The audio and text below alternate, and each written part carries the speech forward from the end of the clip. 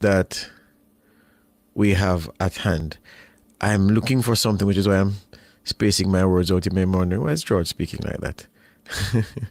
I'm trying to find something which I will have to reference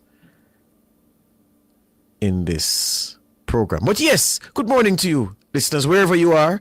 It's always a pleasure welcoming you. It's a privilege. It is a privilege being with you on this show. And it's a huge responsibility that all media collectively have a huge responsibility to help in the democracy. And it's something we approach with energy, with thought, with appreciation. We don't just come and sit and freestyle, anything happens. No, it's a process that involves preparation, a lot of thoughts. What is it that you're going to offer the people today? And I come to you with humility on behalf of this team here at Nationwide 90 FM, pleased that we have a chance to work in your service. A lot to chew over this morning. Cabinet announced on Wednesday, sworn in. State ministers to come later on this Thursday. Already the big question is, where is MMF? What happened to the Minister of Legal and Constitutional Affairs? That's the big one coming out of the cabinet picks. Many people have been opining on why they think she has not been named yet. Some say, well, the issue of constitutional reform is dead because this opposition will not play ball, and you can't make constitutional changes with a simple majority in Parliament. You need a complex majority. I've never heard it expressed that way, a complex majority. But a simple majority won't do. You can't use government members to push through constitutional reform. You need bipartisan support. And many say with that, it is clear nobody needs to take a taxi come and tell you that there will be no constitutional reform by virtue of the absence of bipartisan support in the Parliament. Hence, it is a logical thing, some say, for the Prime Minister to scrap the Ministry of Constitutional Affairs. And if you do that, then you would have no seat for Mrs. Malahoo Fort at the table. Mrs. Malahoo Fort has her critics, but she's a fine legislator. Yes? And what is true is that she had more critics when she was Attorney General than in her recent tilt as Minister of Legal and Constitutional Affairs, where she brought a bill, she prepared, she went through all the stages of the legislative process. And of course, things came a cropper in the Parliament when the opposition carried through to say, listen, we're not supporting this because there are so many things we disagree with. So she is missing as the big name. If you've studied cabinets over time, especially the situation similar to Holness's third term, Patterson had a third term. Patterson inherited a cabinet when he took over in March 1992. And by the time of the election in 93, most of the cabinet he inherited formed the first cabinet that he appointed.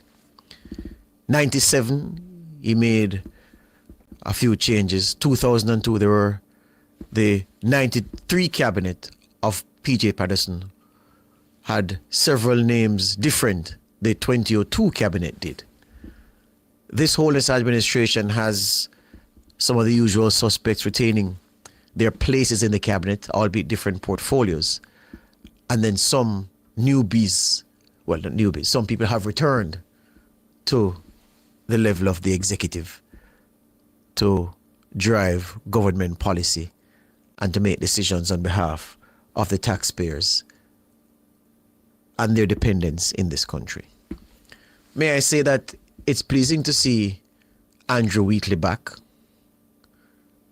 Wheatley has been on the bench since June 29 or July 29, 2018. 7 years. There's a movie called Seven And then there's a movie called 70 Years in Tibet. Now, I don't know if Wheatley was in Tibet, but it's been 70 years on the bench. And he's been called in as one of 4 ministers without portfolio at the office of the Prime Minister. He's going to be in charge of science, technology, not digital transformation, which is still with Senator Morris Dixon. But Wheatley makes his return after a Petrojam scandal that was a scandal, but which, after all of the processes were completed, including court processes against 2 senior figures, the 2 most senior figures at Petrojam, nothing sticks. No criminal charge sticks. The men, Bahadur Singh and Grindley, beat those charges. And in terms of the administrative examination of what Wheatley did, no corruption found. And so he's back. Several people who thought that the likes of Chuck and Bartlett and so forth would have been eased out. Holness has different ideas. He says his succession plan is very much in train, but that these guys who remain sharp, remain capable, holding their portfolios for now.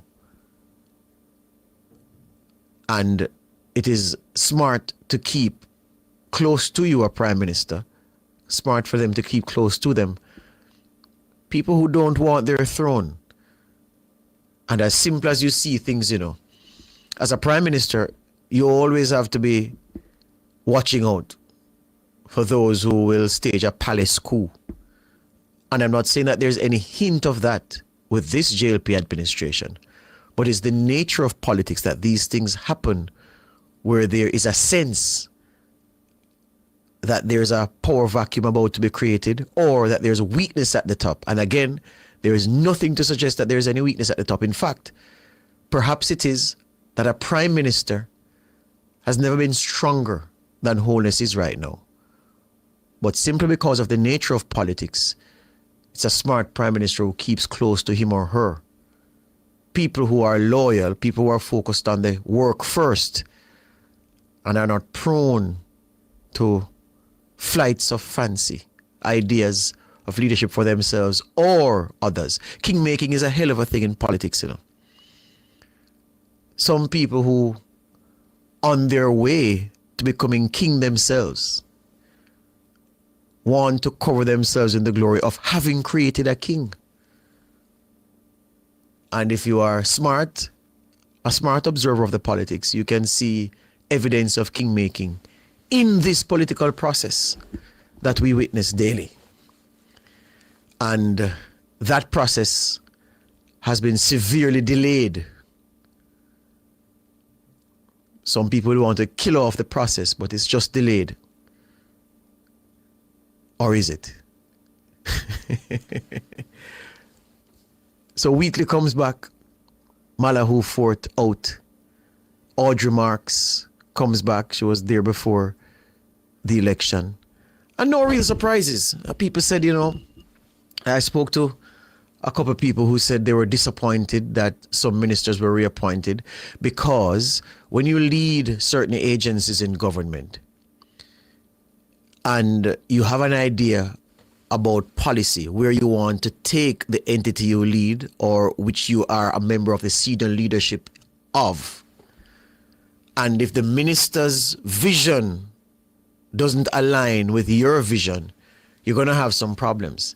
And some people see this opportunity, this juncture, as an opportunity for them to have gotten a new leader who would perhaps have bought into the vision they have for their agency, for the department that they lead. And so those people are disappointed that they are stuck, that they're in the same place, and that they'll have to be doing the work in a way that they believe is not efficient, is not prone, or doesn't have the characteristics of success down the road.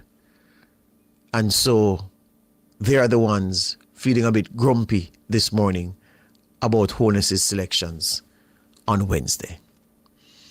I say, well, Holness came to the country before September 3 and said he had the best performing government in the country's history. That's what he said repeatedly. And so it would be very strange for him to say that and then make wholesale changes to the cabinet when the time came for him to appoint a new guard, a fresh guard. The fresh guard will be the old guard because he said the old guard was the best ever. So it stands to reason that people should not have been expecting surprises. We know that politics is the arena for hyperbole at Olympic levels. But Holness's claim, he would have you believe, was not hyperbole. It was not what they call in marketing puffery. It wasn't hype. It was fact. And if you took him at his word, you would not have then expected him to chop and change the appointments to his cabinet. Interesting to see what he does with the slate of state ministers. I mean, there are some state ministers then who aren't coming back now. There's a vacancy at Labour, where Norman Dunn didn't make it on election day. Who will support Charles Jr. with his agenda? One of the questions. A lot of unfinished work to do in many areas. And so the men and women picked have a chance to go again. Just before the first break, the PNP especially spoke a lot in the campaign about the number of women among their slate of candidates, and rightly so. The JLP boasts a lot of women as well on the front line. And I want the country to not take for granted how far we've come. Go back to the first Patterson cabinet and the second Patterson cabinet of 1997. And what you will see is a cabinet that would have only had what? Simpson Miller, Mrs. Simpson Miller, Mrs. Maxine Henry Wilson, and Alun and Dombe Asamba. 3 women.